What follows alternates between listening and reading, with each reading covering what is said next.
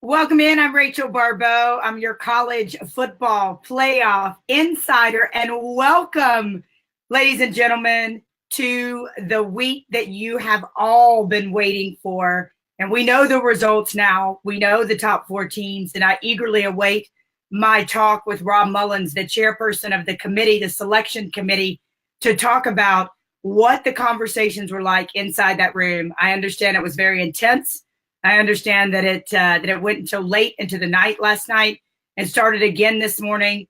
My job, as always, as your college football playoff insider, is to give you the most intel, the most insight as to how this process works so that you can go back to your groups, your tailgates, your church groups, your friends, your business, your fantasy football, whatever that may be, and say, this is actually what I learned. This is how it works. And it has been a long, beautiful, wonderful, amazing season. And now we have the postseason to go. And now we know who's going to be going where and what that postseason is going to look like. So we will be visiting with Rob Mullens. Here he is right now. Rob, I have to say this, okay? I'm tired. And if I'm tired, I have no voice. I was working the SEC championship, just a heck of a game.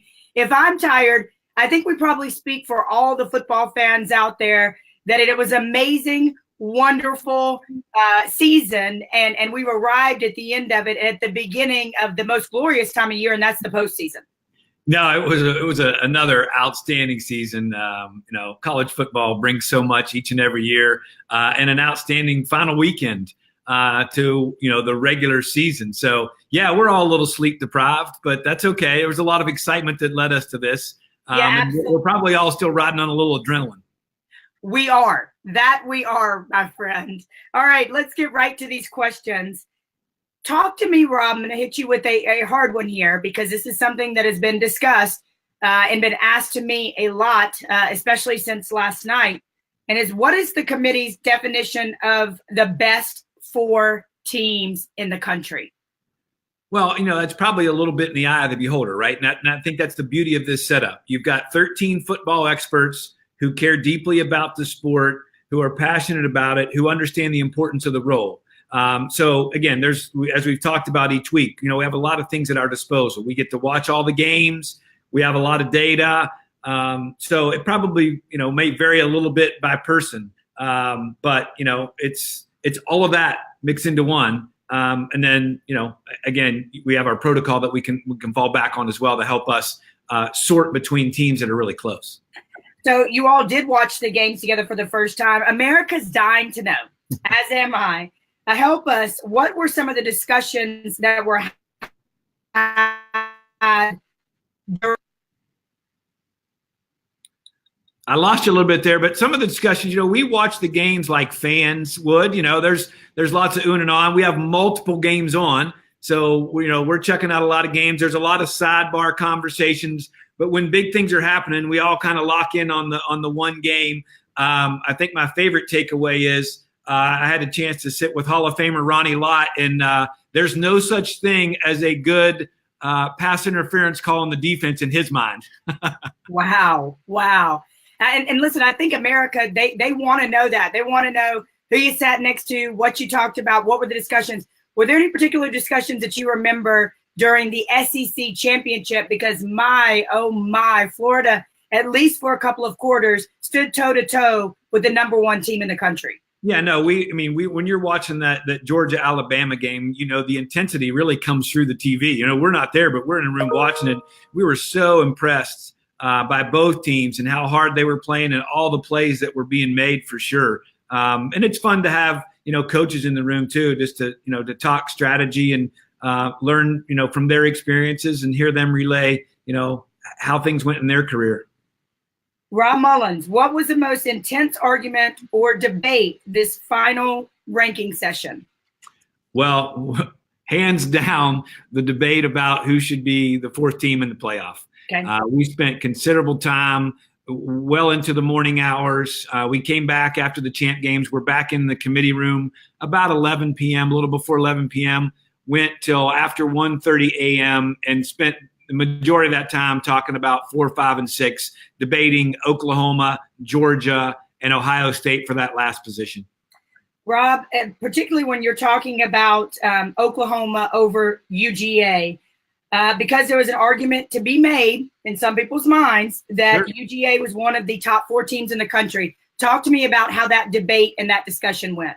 Well, let me say this first. In the room, it was intense, and there was at least one committee member, oftentimes more than one, representing all different scenarios. There were some that felt Georgia was unequivocally the 4th best. There were some that felt, Oklahoma was, and even some that felt Ohio State was. So, we put those 3 resumes on the board. We're looking at every game. We're breaking it down with a fine-tooth comb and, trying to make that decision. What ultimately happened is, as a committee, there was a vote, and the decision was that none of those were unequivocally better than the others. So when that happens, the protocol is very clear, and that is, we go to the protocol, which says conference championships, head-to-head matchups, strength of schedule, and results against common opponents. And so that's where the discussion led, and there was plenty of debate around just that to determine that Oklahoma was 4, Georgia was 5, and Ohio State was 6. And Rob, I think it's important, having done this with you all season long since we started this process of rankings, and you being the selection chair, I think it's important to say it once again, if someone's watching for the first time, that just because conference championships is at the top of that protocol, it doesn't mean that it carries more weight than anything else. No, those are on our protocol sheet. It is listed. It is the first bullet point, but those are not weighted. They are not in priority order. Again, when teams are comparable at the margins, we go to those 4 and look at each of those categories. All right, Rob, do you look at like segments of a football team? Do you say, like, was there talk this season long, like Alabama's offense is so good? For a while there was talk about Oklahoma's defense not being able to stop anybody.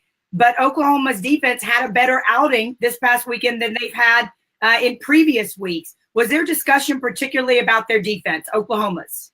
Oh, absolutely. And there was discussion about all phases of every team that we were debating. That's what kind of third debate there is. That's, again, there's differing opinions, and you're bringing all those things to the forefront. So, yeah, we were aware that Oklahoma's defense in their final regular season game scored 2 defensive touchdowns. We were aware yesterday on the key play that they were able to get a safety.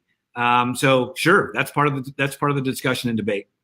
In regards to the SEC championship last night, was Tua, the starting quarterback for Alabama, was his injury discussed at all?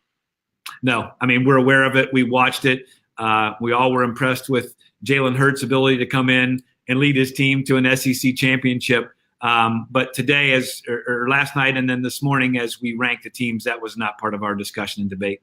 Aside from the ranking process, man, as a human being and a sports fan, that was a beautiful thing to watch, that redemption for a young man that had been through so much. Yeah, obviously he handled it with class, and then the rewards for him were pretty unique. He is Rob Mullens. He's the chairperson of the selection committee. I have a question to ask you, Rob. This is a hard-hitting one. Would you do this again? Because you have to speak for your committee members, right? You have to do conference calls. You do an ESPN interview. You do this with me every week. Would you do this again? And what did you learn the most about yourself and about this process this year? Well, absolutely. I love working with this 13 group of individuals who are just outstanding people. I love working with the CFP staff. We've got real pros there as well. So it's a fun task. It's an intense 6 weeks. There's no doubt about that. But I would certainly do it again. And I think, anytime you engage in something of this level with this intensity and this much attention on it, you build a bond with people. It's fun to be able to lean on people, for us to be able to trust one another, to get in a room with our diverse experiences and our diverse backgrounds and opinions and really feel comfortable enough to hash it out, to really, really get after it, and just kind of be candid. And have at it so that we get to the best results. And in the end, we may not always all agree, but we all owe it to the sport to speak our mind, to share our thoughts and experiences so that we get to the best result.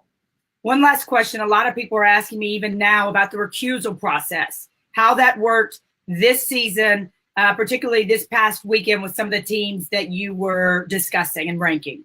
Sure. I mean, integrity is at as a pillar of this committee. obviously, and we all have our specific recusals. This weekend specifically, because Ohio State and Oklahoma were, in the majority of the debate, then Gene Smith, the athletic director at Ohio State, Joe Castiglione, the athletic director at Oklahoma, and Frank Beamer, whose son Shane is an assistant coach at Oklahoma, were out of the room for all of that debate that we were talking about. Wow. And that's a look into, that's why we do this every single week. It's a look into behind the scenes and pulling back the curtain of how it works so that you can go back to your peer group, your family, your sports group, and you can say, this is exactly how it works in that room. Rob, I want to say thank you for every single week we've got a chance to do this. I've learned so much. It's an honor for me as well to have this position and be able to learn from you and those committee members inside that room. Well, I've loved it. I appreciate all of your special attention to what the CFP does and all your support. And go have some hot tea and get some rest. Believe me, I will. I wore my CFP hat. My football is my love language today. At the end of the season, just winding it down. I'm going to get that hot tea, but I do want to tell everybody, go and get the CFBPlayoff app, and you can register there for a pair of tickets to the national championship, and you can get stuff like this as well. And we will see you out in California in those semifinal stops beforehand. For Rob Mullens, I'm Rachel Baribeau. Have a great postseason.